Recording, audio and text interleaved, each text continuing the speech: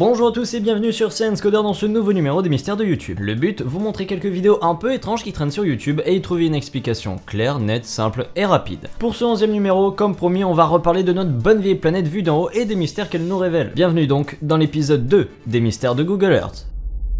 Bon alors, où est-ce qu'on va aujourd'hui? Allez, sans trop vous faire attendre, on va aller directement à la cité perdue de l'Atlantide. Cette incroyable légende qui fait rêver petits et grands a apparemment été découverte grâce à Google Earth. Eh bien, quelle aubaine! Allons donc voir ça.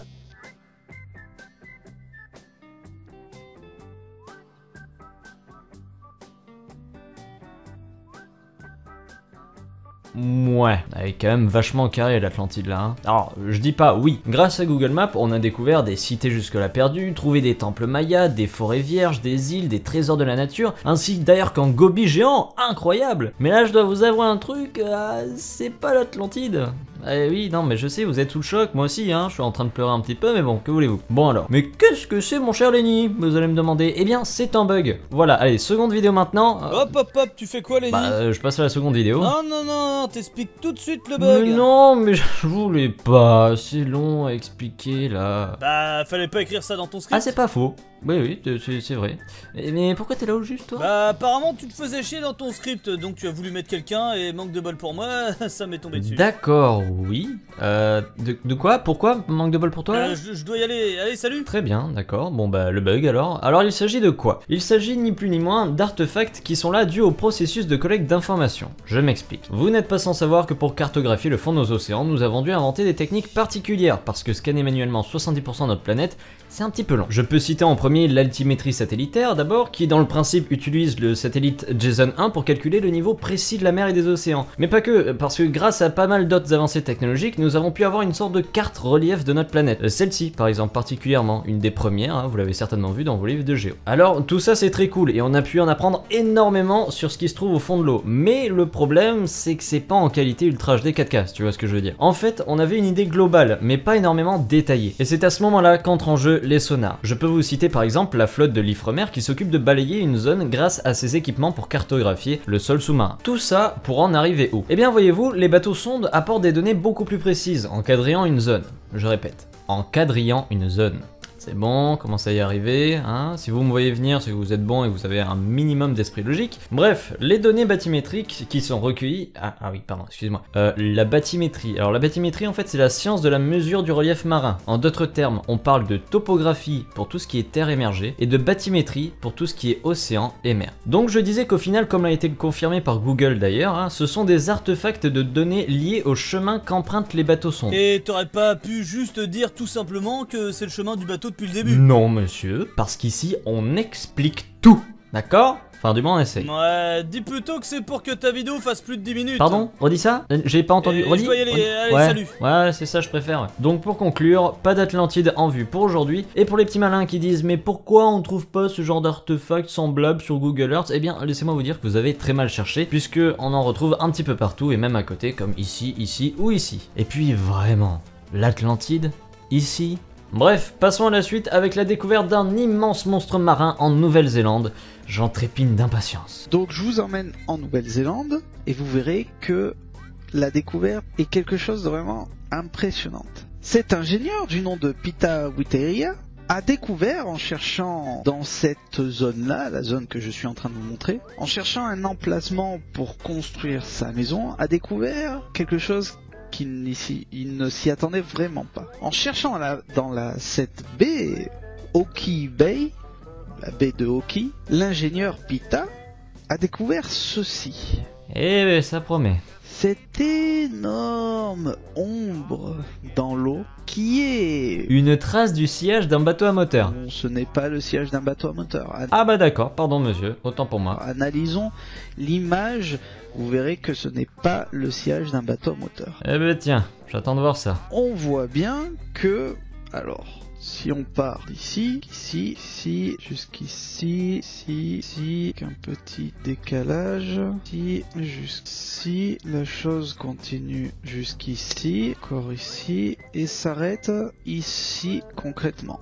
La chose en question fait 748 mètres de long.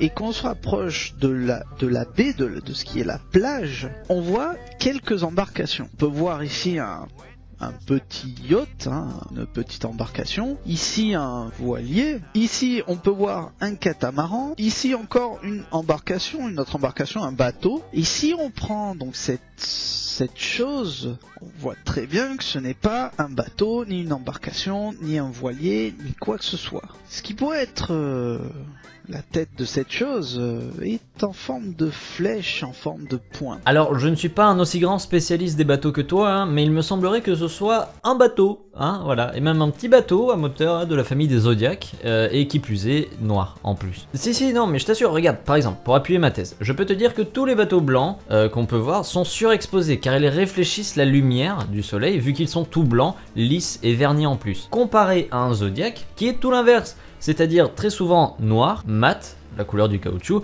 et donc ne renvoie pas la lumière du soleil. C'est pour ça qu'il est tout noir, et que ça ressemble à une flèche d'ailleurs, hein. Et oui, je suis vraiment en train de détailler un raisonnement qui pourrait être pourtant très simple à comprendre, mais que voulez-vous? Beaucoup d'entre vous me diront, bon d'accord, c'est le sillage d'un bateau à moteur qui est passé rapidement. D'autres me diront, c'est possible que ça soit une créature. Dans ce cas, si c'est une créature de 748 mètres de long, cela ne peut être ni plus ni rien qu'un serpent de mer de 748 mètres de long. Je ne peux pas vous l'affirmer. D'accord, y a pas de souci. Alors, attention, déjà, j'aimerais dire, je ne me moque pas de la cryptozoologie. Je trouve ça hyper intéressant, vraiment. D'ailleurs, si vous voulez un petit aperçu de ce que c'est, je vous conseille le point culture sur le sujet de Link the Sun. Mais c'est vrai que là, j'ai un petit peu de mal à prendre au sérieux ce monsieur. Enfin, je veux dire, merde, l'ombre noire qui est sûrement due aux résidus et au dépôt du moteur à essence, les vaguelettes typiques d'un sillage de bateau, etc. Il faut vraiment le vouloir pour ne pas se rendre compte de ce que c'est. Regardez, il y a juste à aller à côté pour retrouver exactement le même truc. Et là, clairement, on peut identifier un bateau blanc. Alors, soit on est tombé dans une baie où il y a des serpents géants à chaque coin de vague, dans ce cas-là, faut vraiment appeler Jason Statham, ou alors c'est juste de simples bateaux. Enfin bref, aucun mystère en particulier. Après ce doux moment, passons à la troisième vidéo. Une étrange structure découverte près de la zone 51. Waouh, ce nombre de titres aguicheurs qui me vient à l'esprit, incroyable. Pour un miam. Qu'est-ce qu'il y a sur cette photo? Petit A, c'est le Faucon Millennium qui fuit la saga Star Wars avant l'épisode 9 en venant sur Terre. Petit B, on s'en tape parce que de toute façon tu vas nous donner la bonne réponse. Petit C, c'est un réservoir d'eau pour naviguer en bateau en plein milieu d'un désert. Et petit D, c'est sûrement la réponse C, mais la A est carrément plus fun. Ça peut paraître con dit comme ça, mais c'est bel et bien un réservoir d'eau. Alors attention, aucune source officielle pour affirmer cela, mais je m'explique. Grâce à Google Earth, nous pouvons remonter dans le temps. Et si nous partons en 1995, nous pouvons voir que c'est un simple désert à la base. Donc on exclut totalement la formation naturelle. Et c'est d'ailleurs encore plus parlant en 2007 lorsque les premiers travaux commencent. Le but, faire des bassins d'eau capables d'accueillir un bateau. Pourquoi ? Aucune idée, alors là, certainement pour les besoins de la zone 51. En 2009, on peut voir que les travaux sont finis, et que là nous avons deux magnifiques bassins surélevés par rapport au niveau du sol, avec seulement un des deux rempli. Et c'est une zone qui bouge beaucoup d'ailleurs, hein, comme on peut le voir un an plus tard en 2010, où le bassin est sec, la bâche déchirée et du sable un peu partout. L'année suivante, un petit coup de travaux, on enlève la bâche, puis en 2017, rebelote avec des bassins à nouveau pleins.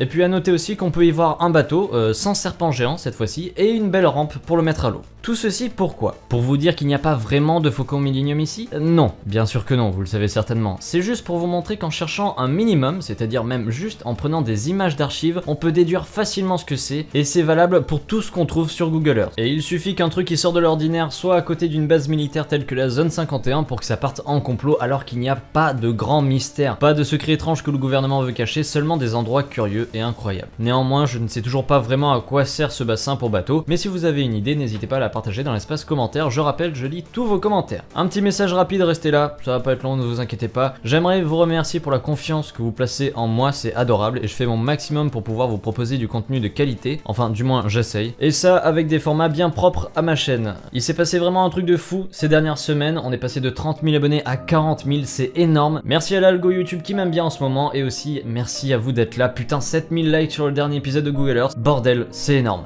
Tu veux que je sorte les violons? Mais qu'est-ce que tu branles là, toi encore? Mais casse-toi là! Je dois y aller, allez, salut! Bref, je sais pas trop quoi vous dire à part merci, je suis actuellement sur la préparation du Next numéro 6, et je vous donne tant qu'à moi rendez-vous sur le Twitter de la chaîne, où je vais commencer à poster de temps en temps des mini-enquêtes sous forme de trade, pour tout ce qui ne peut pas passer en vidéo, ou alors des tweets de type insolite, comme ces nuages nacrés par exemple. En tout cas, merci à vous d'être là, et oui, je me répète, mais bon, que voulez-vous? Pensez au petit like, et à bientôt pour une prochaine vidéo. Tchuss!